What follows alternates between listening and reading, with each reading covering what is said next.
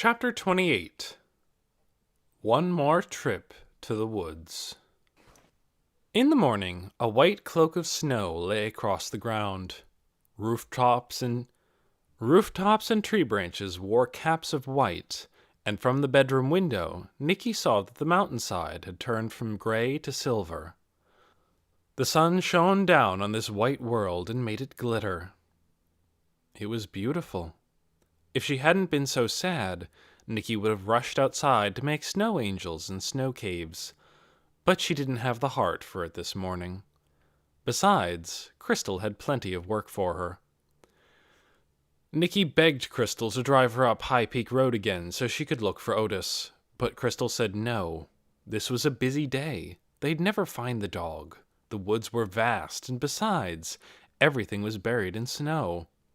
And anyhow, they'd be leaving soon, and what would Nicky do with a dog? Nicky's orders were to clean out the nursery, put the lamps and furniture back where they came from, pack up the toys and games and other things, throw out anything old and useless. All morning she worked on this. It was awful not having Otis there. When she picked up his food bowl and his water bowl, a lump of sorrow rose into her throat. She put the bowls in a big plastic bag so she wouldn't have to look at them. She was going to keep the picture of the Siamese twins. Crystal had told her she could have it, either to keep or to sell. She'd called an antique expert and asked about it, and he offered to pay $350 for it, sight unseen. But Nicky wanted to keep it, along with the cross-written letter. After all, these were among the few souvenirs she'd had from this whole trip. She put them carefully at the bottom of her suitcase. She'd asked Crystal if she could keep her great-grandfather's notebook, too. She felt as if he'd kept her company, a little, while she was here in his house. Now she picked up the notebook and riffled the pages, thinking again about the mystery they contained. The professor had encountered a pool of sadness in the west bedroom, and he had seen something there, too, or thought he had. She sat down on the window seat and flipped through until she found that entry. 1-4. Extraordinary experience last night.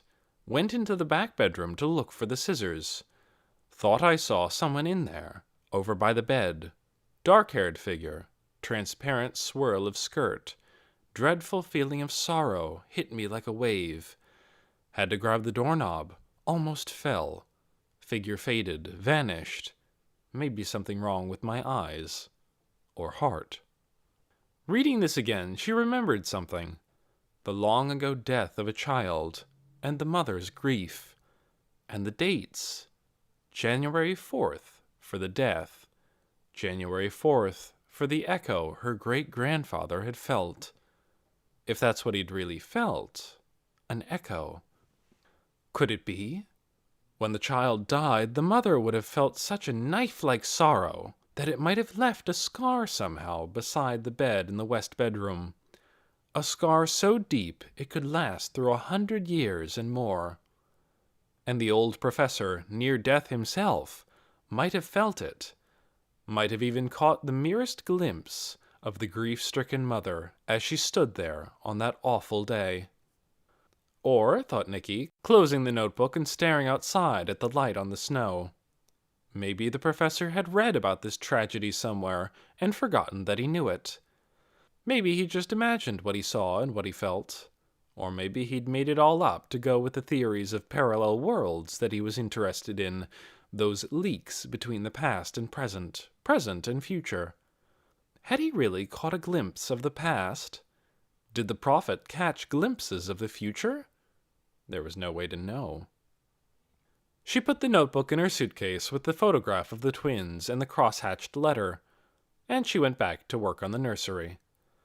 When she was finished, the room looked just the way it had when she'd first seen it. Empty, except for the rolled-up rug and the rocking chair and the iron bed, with a slanted rectangle of sunlight on the wooden floor. What would this room be when the new owners moved in? She hated to think of it filled with dumbbells and stationary bicycles. It wasn't meant to be that kind of room. She just knew it. It wasn't meant to be someone's office either, full of humming computers and gizmos with little flashing lights. It was meant for children. After that, she went down to Grover's house to say goodbye. A snowplow had cleared the streets, pushing the snow in lumpy banks to either side. Already the snow was starting to melt. Trickles of water ran down into the street. Nikki heard bits of conversation as she passed people. Mostly it was about the silence from the White House. No declaration of war. No declaration of peace either. Just nothing. The nothingness seemed to upset everyone. They argued about what it meant. Good news or bad news? Nikki couldn't worry about it. Her mind was full of so much else that the question of war seemed far away. She headed down Trillium Street. No one was sitting on the porch when she got to Grover's house. It was much too cold. She knocked on the door, and Grover's grandmother opened it. "Hi," Nikki said.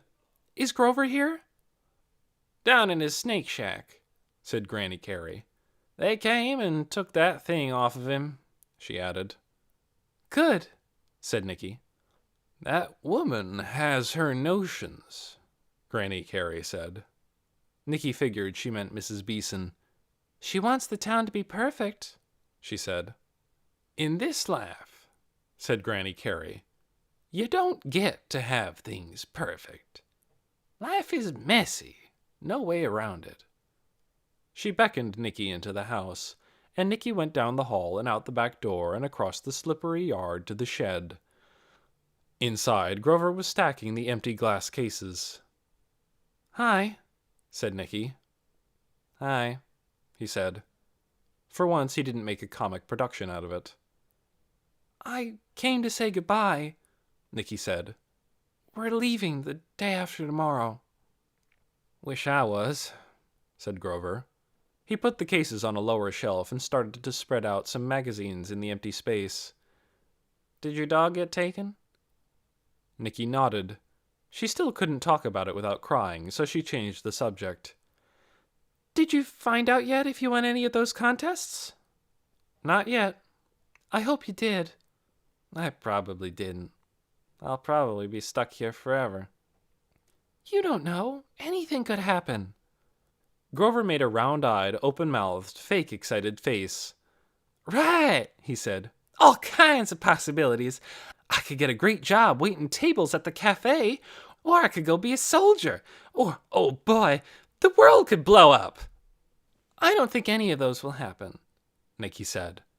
Actually, it seemed to her that any of them might, but she could see that Grover was discouraged, and she wanted to cheer him up. "I think you're going to get to go on your trip." "Huh," said Grover. "You're just saying that to cheer me up." "No, I'm not," said Nikki, because an idea had hit her. A really good idea. And all at once she was telling the truth. "I can see into the future," she said, "and I know it's going to happen." "Well, fine," said Grover. "And you're going to be president of the world." Nikki just smiled. "You'll see," she said. "It's been nice knowing you." And she walked back to Greenhaven, feeling, for the first time in 2 days, a little bit good. The next day the sun shone brightly again. Nikki stood on the sidewalk in front of Greenhaven and watched as a crew of burly men carried one piece after another of heavy, dark, carved wood furniture down the steps and down the path, grunting and swearing, and heaved the beds and sofas and sideboards into the truck bound for the auction house. She saw the lamp go, the one with the parchment shade. The rocking chair went, too, piled into the back of the truck like a prisoner being carted off to jail. When that truck was full, another one arrived. This time the burly men went down into the basement, where decades' worth of beds and chairs and dining tables were stacked on top of one another. It took hours just to empty out the basement. When the trucks were finally gone, Nikki and Crystal wandered through the house. Their footsteps thudded hollowly on the bare floors, and their voices, when they called to each other from room to room, shivered with echoes. Strangely enough, though, the house didn't seem sad. Nikki had the feeling it was glad to be emptied out and unburdened. It was taking a deep breath of fresh, cool air, looking out through its clean windows, ready for whatever was coming next. Even Crystal seemed to sense this. Really, she said. It's a fine old place. Without all that ghastly Victorian furniture, it's much improved. You could put, for instance, a white couch right there by the front parlor windows, and a glass-topped coffee table.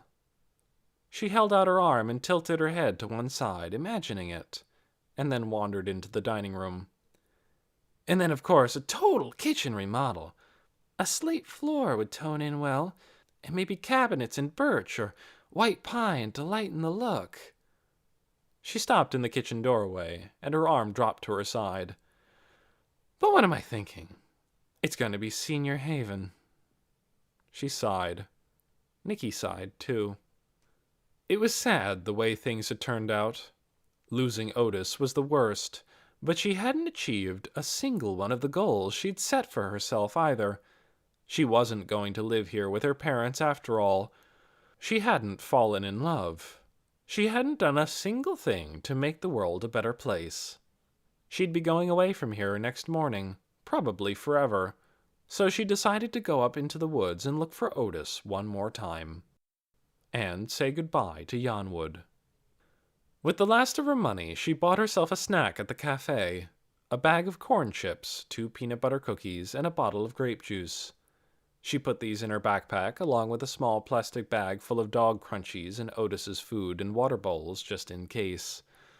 She set off up the trail and was soon in the woods, where the sun striped blue tree-trunk shadows across the snow. The sun was warm on her face.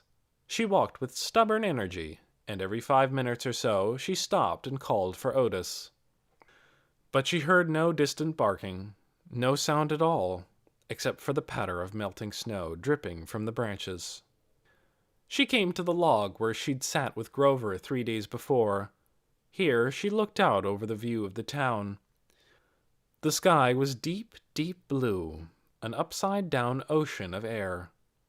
Was God up there somewhere, looking down on the whole world at once? Deciding who was good and who wasn't, figuring out what was normal, planning to sweep everything clean? She wanted to know. She wanted to be sure. But this was one area where her overactive imagination didn't seem to work. She simply could not figure out how a being in the sky, no matter how vast he was, could see everywhere. She didn't see why God would say one thing to the prophet of Yonwood and another thing to another prophet halfway across the world. Because clearly, not all these people who said that God spoke to them heard the same thing. All the fighting nations said God was on their side. How could God be on everyone's side? Nicky could only think that either there were lots of different gods, all saying different things to different people, or that God didn't really speak to people at all, or that people thought they were hearing God speak, when really they were just hearing something else. A bird flew across the sky, level with her line of sight. It lit on the top branch of a pine tree, pointed its beak upward, and sang out a long, warbling burble of notes. Did God speak to birds? Or were birds speaking to God? She called Otis one more time, shouting his name into the vast air. No answer. Just the bird, singing its heart out. Suddenly she felt finished here. She was ready to go, ready to get out of this place that made her heart hurt. She took off her backpack and got out Otis's bowls. From her water bottle she filled his water dish. She poured the crunchies into his food bowl. Both of these she set at the side of the trail, next to the end of the fallen log. Maybe he would find them, or maybe one of the other dogs would, and remember its home, and then go on down the trail back to its family. The bag with her snack in it was still in her backpack. She realized she wasn't hungry. The very thought of food made her stomach clench. So she set the bag on the log. She liked the look of that. A present for a dog, and a present for a person. An offering to whoever might need it. Why not make it even nicer? She walked a little way off the trail, poking around in the leaf litter, looking up into the branches. Some pine cones lay beneath a tree, and she picked up the best one. a perfect, fat, sturdy shape, all its little wooden tabs lined up in a spiral. She went farther, though in the deep shade of the pines the snow still covered the ground, and her shoes sank into it and got wet. She found a bush with red berries and broke off a branch of it. She found a smooth, plum-sized stone patterned with veins of white. She brought these things back to the log and arranged them around the bag of snacks. The branch was like an arm around the bag. The berries were jewels. The stone was for her heart, which was heavy and hard. And the pine cone was just a pine cone, something nature had made that looked nearly perfect. She stepped back and gazed at what she'd done. Very nice, but it needed a finishing touch. What did she have that she could add to it? She put her hands in her pockets and felt around. In her left pocket was a piece of paper. She pulled it out. It was the picture of the dust mite, a little bent. She stuck it between the pine cone and the stone, so that it stood up. It added a note of strangeness that was exactly right. It seemed to say, "Remember, I am here too, along with other things you can't see. The world is full of endless, strange surprises." She started back down the trail. If no dogs find the food, she thought, maybe squirrels will. Or that white bear. Or if no one finds it, then it can all be for God. Only not for the prophet's God, her mean, picky God who dislikes so many things. It's for my God, the God of dogs and snakes and dust mites and albino bears and Siamese twins, the God of stars and starships and other dimensions, the God who loves everyone and who makes everything marvelous.